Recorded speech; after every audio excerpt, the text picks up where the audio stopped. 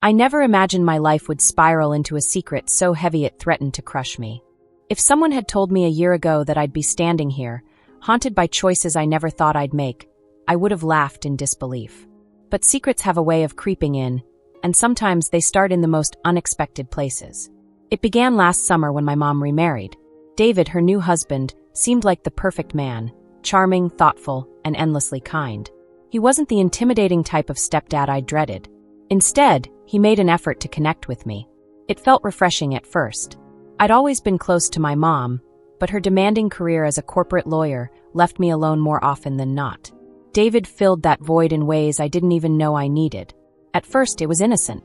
Little things. He'd ask about my day or offer advice about school. It was harmless, right? But as weeks turned into months, I started noticing subtle shifts.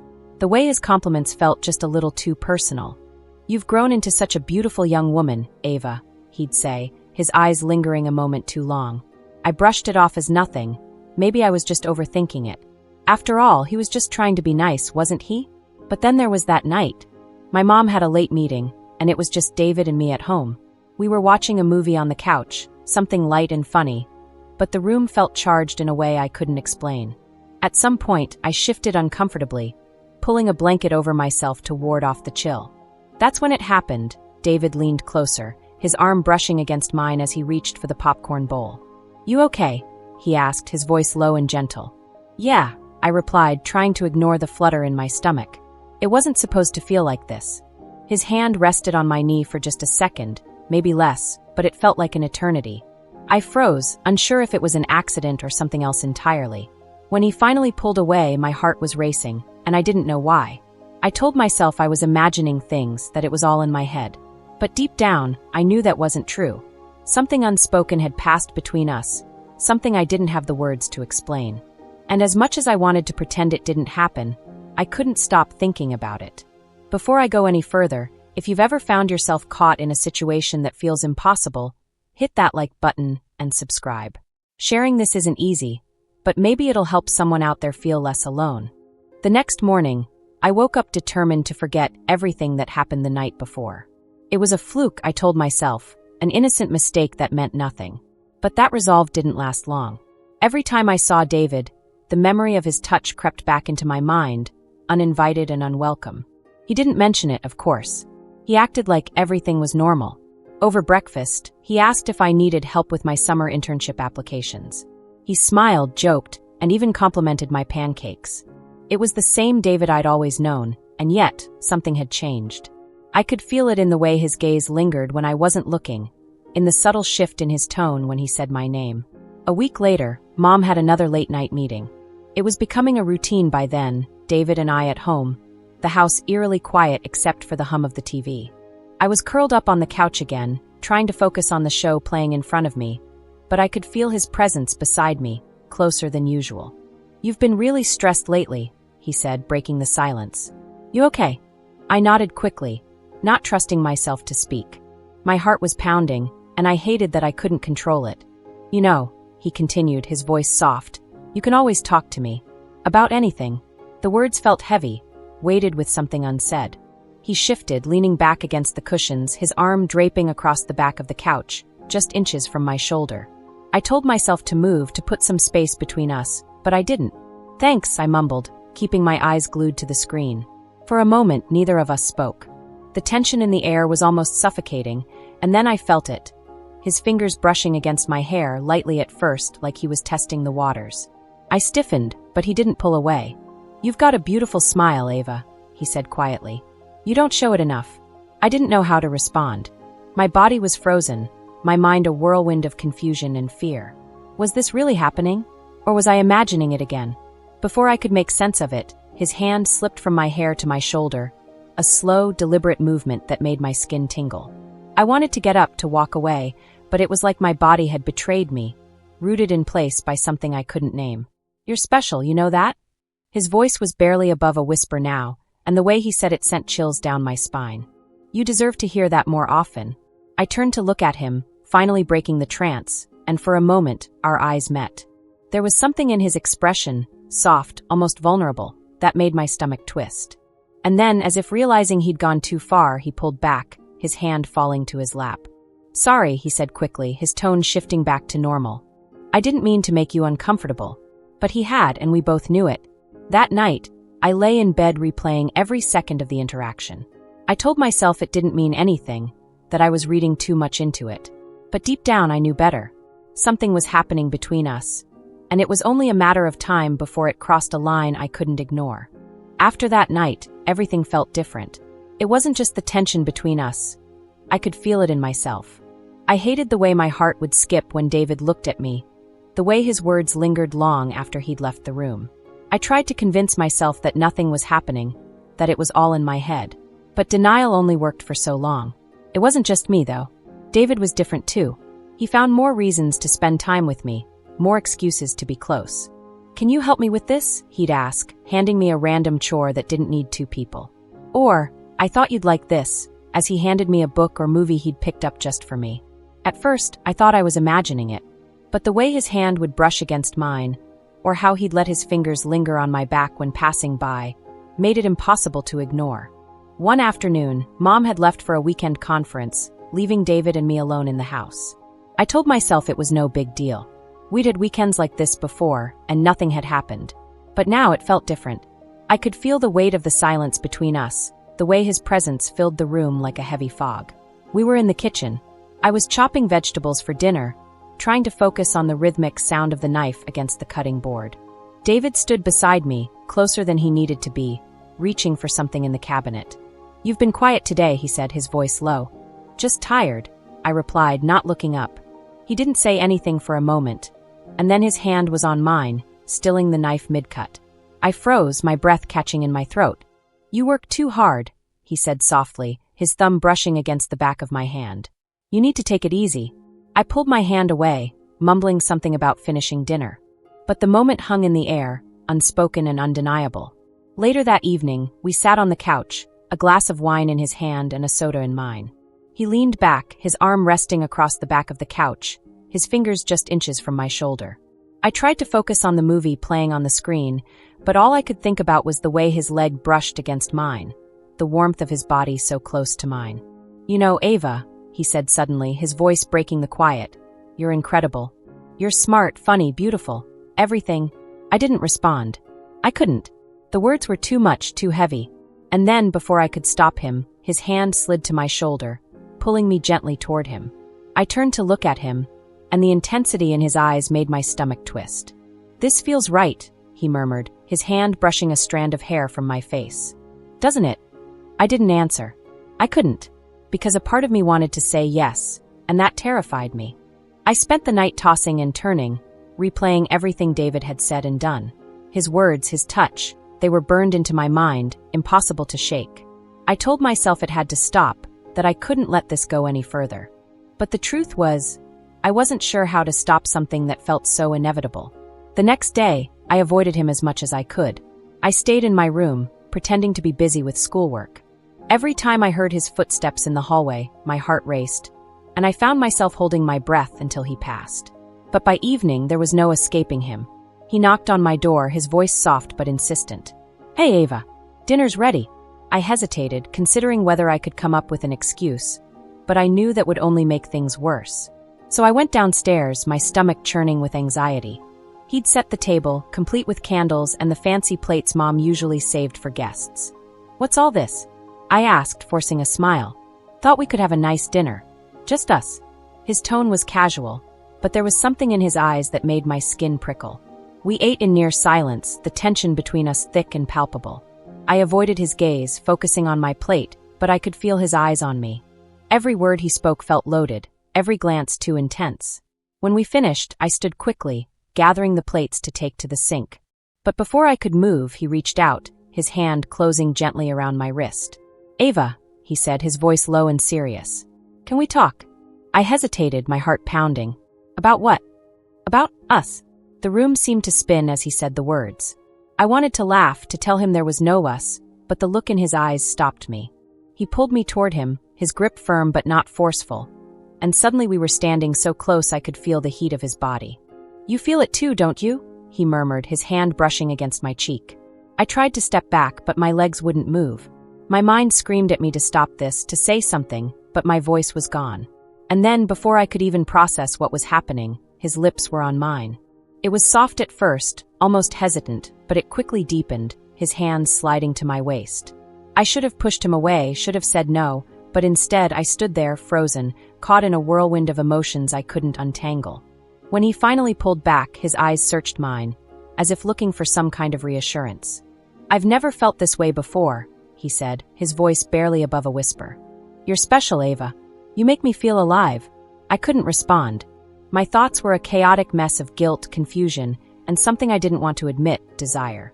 Without another word, I turned and fled upstairs, locking myself in my room. My heart raced as I leaned against the door, tears streaming down my face. How had it come to this? How had I let it go this far? I didn't have any answers, only the sinking realization that this was far from over. The days that followed felt like walking on a tightrope, the weight of what had happened pulling at me from every direction. I avoided David as much as I could, barely leaving my room except for meals or when I knew he wasn't around. But no matter how much distance I tried to create, it wasn't enough. The memory of that night clung to me, replaying in my mind like a loop I couldn't escape. David, on the other hand, didn't seem deterred. If anything, his actions grew bolder. He found excuses to linger whenever we crossed paths, his touches becoming more frequent, more deliberate. A hand brushing against mine as we passed in the hallway. His fingers grazing my shoulder when he handed me something. Each moment felt like a test, like he was waiting to see how far he could go before I broke. One evening, Mom had left for yet another late meeting. I was in the kitchen, trying to distract myself with the simple task of making tea. The sound of his footsteps behind me made my stomach twist, and I braced myself as he stepped closer. "You've been avoiding me," he said, his tone calm but firm. "I've been busy," I replied, not turning around. He didn't say anything for a moment, and then I felt his hand on my waist, light but deliberate. I froze, my heart pounding in my chest. "Ava," he said softly, his voice barely above a whisper. "We need to talk." "There's nothing to talk about," I said, my voice trembling as I stepped away from his touch. Whatever this is, it needs to stop." But he didn't back away. Instead, he closed the distance between us, his hand reaching out to gently tilt my chin, so I was forced to look at him. His eyes were intense, filled with something I couldn't decipher. Desire, guilt, obsession? Maybe all three. "You don't mean that," he said, his thumb brushing against my cheek. "I know you feel it too." I wanted to argue, to deny it, but the words caught in my throat. Because deep down, I knew there was some truth in what he was saying. I hated myself for it, but I couldn't deny the pull I felt whenever he was near. It was wrong, I knew that, but the wrongness only seemed to make it harder to resist. He leaned in then, his lips brushing against mine in a kiss that was softer this time, less rushed. I should have pulled away, should have stopped him, but instead, I found myself leaning into it, my hands gripping the edge of the counter as if to steady myself. When he pulled back, his hand still resting on my face, he smiled, a soft, almost tender smile that made my stomach twist. "You're amazing, Ava," he said, his voice filled with an intensity that made my chest tighten. "You don't even realize how incredible you are." I stepped back then, breaking the moment as the weight of reality crashed down around me. "This isn't right," I said, my voice shaking. "We can't." But he didn't seem to hear me. Or maybe he just didn't want to. "You're the only thing that makes sense to me," he said, his voice filled with a kind of desperation that made my skin crawl. I didn't respond. I couldn't. Instead, I turned and walked away, my hands trembling as I climbed the stairs to my room. I locked the door behind me and sank to the floor, tears streaming down my face. I didn't know what to do. All I knew was that things were spiraling out of control, and I had no idea how to stop it. I thought avoiding him would make things better, but it only seemed to intensify everything. David had this way of making himself unavoidable, his presence looming over every moment. It was like he knew I was trying to escape and wanted to remind me that I couldn't. One evening, I was sitting in the living room, scrolling through my phone, trying to lose myself in anything that wasn't my own thoughts.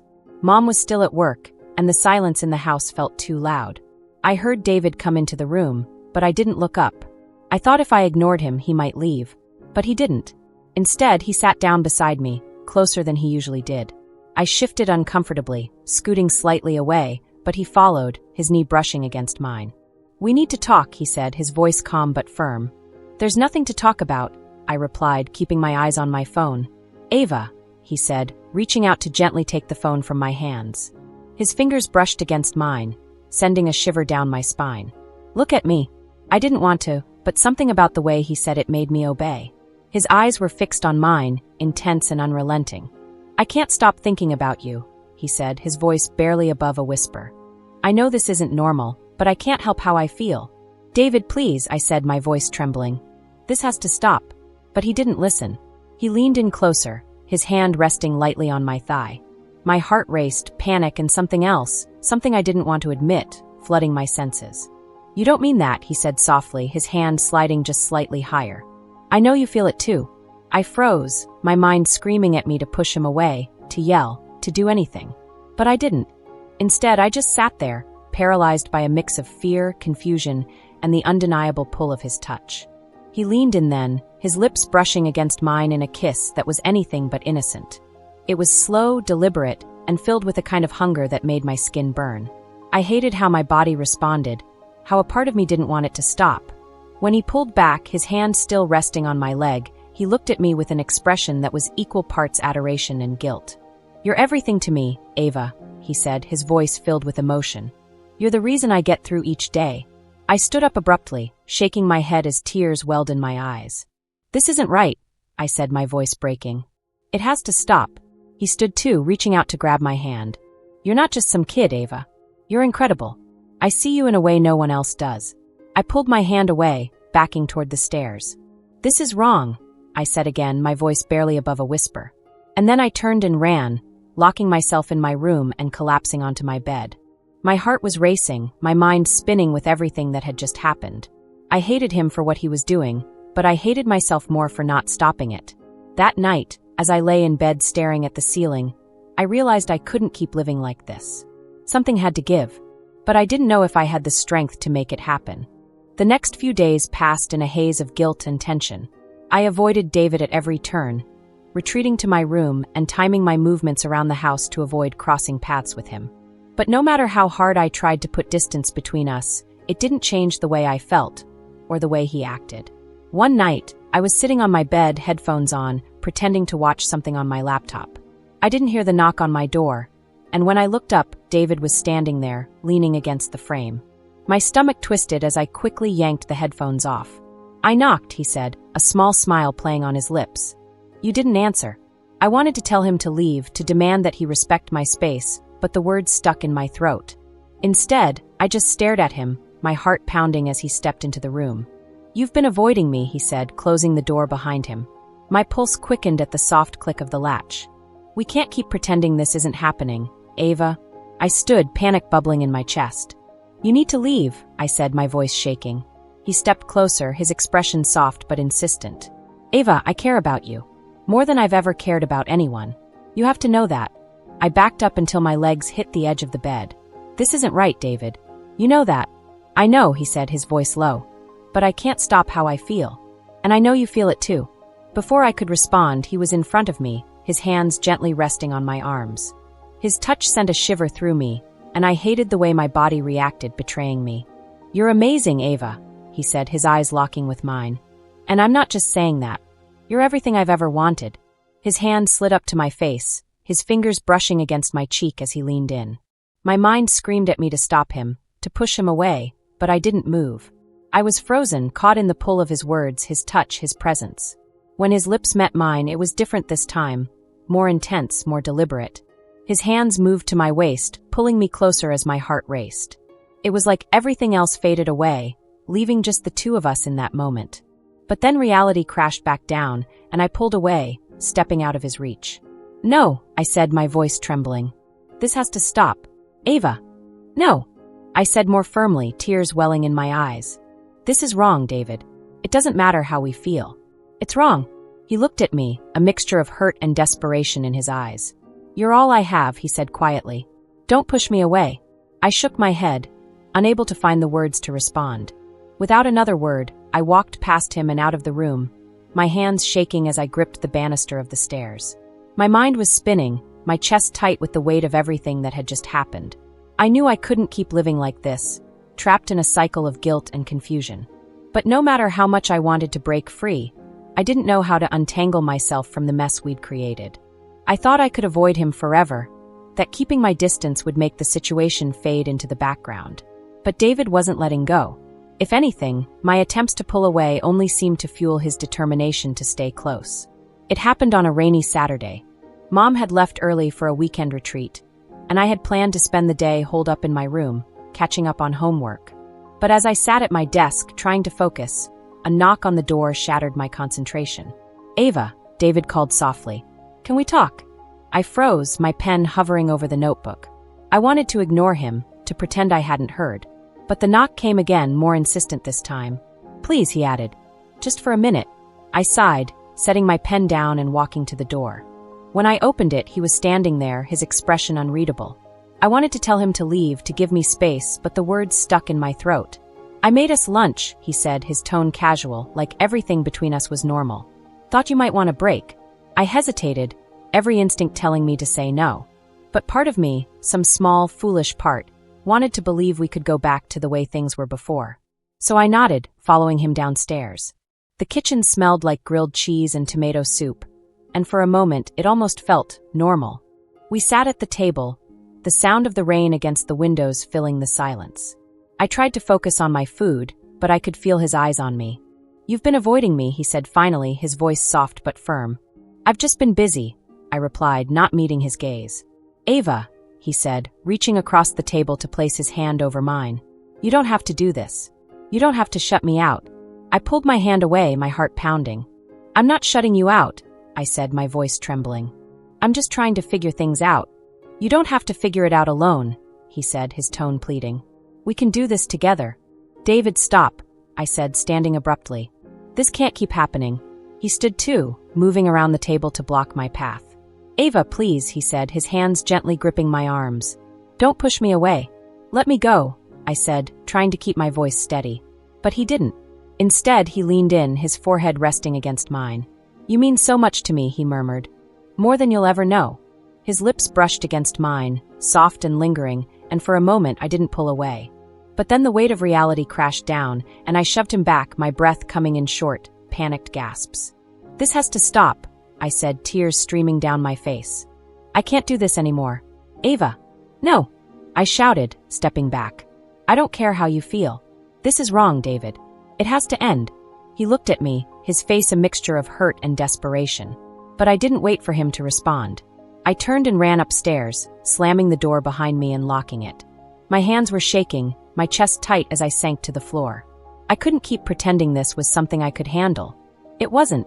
It was tearing me apart, and I didn't know how much longer I could hold on. The next morning, the house felt emptier than ever, even with David's presence looming in the background. I avoided him, slipping out early and wandering aimlessly around town. I spent hours at the park, lost in my thoughts, wondering how I had let things spiral this far out of control. When I returned home, the sun had already set. I crept inside, hoping to make it to my room unnoticed, but David was waiting for me in the kitchen. He was sitting at the table, a glass of wine in his hand, and an unreadable expression on his face. "Late night?" he asked, his tone casual, but the tension in the room was anything but. "I just needed some air," I replied, keeping my distance. He nodded, swirling the wine in his glass. "You've been avoiding me," he said after a moment, his voice quieter now. "I don't blame you." I didn't respond, unsure of what to say. Part of me wanted to lash out, to scream at him for everything he'd done, but another part of me was too exhausted to fight. "Ava, I need you to understand something," he said, standing and closing the distance between us. "I didn't plan for this to happen. I never wanted to hurt you. Or your mom." "Then stop," I said, my voice shaking. "Just stop." He stepped closer, his hand reaching out to touch my arm. "I can't," he said, his voice breaking. "I can't stop how I feel about you." "David, please," I whispered, tears welling in my eyes. "This isn't right." He cupped my face in his hands, his touch gentle but firm. "Ava, you're the only thing that makes sense to me. I know it's wrong, but I don't care. I need you." His words felt like a punch to the gut, and yet I couldn't bring myself to pull away. He leaned in, his lips brushing against mine, and for a moment I let it happen. I hated myself for it, but I couldn't seem to stop. But then the sound of the front door opening shattered the moment. We both froze, panic flashing in his eyes as we heard Mom's voice calling out from the entryway. "I'm home." David stepped back quickly, his hands falling to his sides as he tried to compose himself. My heart raced as I turned and fled to my room, locking the door behind me. I leaned against it, my chest heaving as I tried to process what had just happened. For the first time, I realized how close we were to being discovered. And for the first time, I felt the full weight of what that would mean, not just for me, but for my mom, for our family. This couldn't go on. It had to end, no matter how impossible it felt. But as I sat on the floor, tears streaming down my face, I wondered if I had the strength to end it, or if I was already in too deep. The days after that night were a blur. Every moment I spent in the house felt suffocating, the weight of my secret pressing down on me like a storm cloud. David's presence was unbearable, and every glance he cast in my direction sent my stomach into knots. I knew I couldn't keep living like this. It wasn't just about me anymore. It was about Mom, about the life we were destroying. I couldn't avoid him forever, and he seemed determined to talk to me. Late one evening, after Mom had gone to bed, I found myself cornered in the kitchen. He stood in the doorway, his expression unreadable, his eyes fixed on me. "Ava," he said softly, stepping closer. "We can't keep ignoring this." "There's nothing to ignore," I said, my voice trembling. "This is over. It has to be." He shook his head, a desperate look in his eyes. "You don't mean that." "I know you don't." "Yes, I do," I said firmly, backing away until my back hit the counter. This was a mistake, a horrible, unforgivable mistake. His face fell, and for a moment I thought he might finally listen. But then he stepped closer, his hands gripping the counter on either side of me, trapping me in place. "You don't understand," he said, his voice low and intense. "You're everything to me, Ava. I can't just let you go." "David, please," I whispered, tears streaming down my face. "This has to stop. It's wrong." Before he could respond, we heard a noise from the hallway. We both froze, turning to see Mom standing there, her face pale, her eyes wide with shock. "What's going on here?" she asked, her voice trembling. Panic surged through me as I stepped away from David, my heart pounding in my chest. "Mom, it's not what it looks like," I stammered, but the words felt hollow even as I said them. Her gaze flicked between us, confusion and betrayal etched across her face. "Ava," she said, her voice breaking. "What's going on?" Tears spilled down my cheeks as I struggled to find the words. "Mom, I'm so sorry." David stepped forward, his hands raised as if to calm her. "Caroline, please let me explain." "Don't," she snapped, her voice sharp and filled with fury. "Don't you dare." The silence that followed was deafening. Mom's expression hardened as realization set in, and for the first time, I saw just how much damage we had caused. Without another word, she turned and walked away, leaving us standing in the wreckage of what we'd done. The fallout was swift and brutal. Mom confronted me the next day, and I told her everything, my words spilling out in a torrent of guilt and shame. She didn't say much, just cried, her shoulders shaking as she tried to process the betrayal. David moved out that same week, and I haven't seen him since. The silence he left behind was deafening, but it was nothing compared to the void between me and Mom. Our relationship was shattered, and I didn't know if it could ever be repaired. Months have passed, but the wounds are still fresh. I'm trying to rebuild my life, to find some sense of normalcy, but the weight of what happened lingers like a shadow. I've learned that some mistakes can't be undone, some lines can't be uncrossed. If you've made it this far, thank you for listening. Sharing this hasn't been easy, but I hope my story can be a reminder that choices have consequences, and some things are better left unsaid. If this story resonated with you, please like, comment, and subscribe for more. Your support means more than I can say.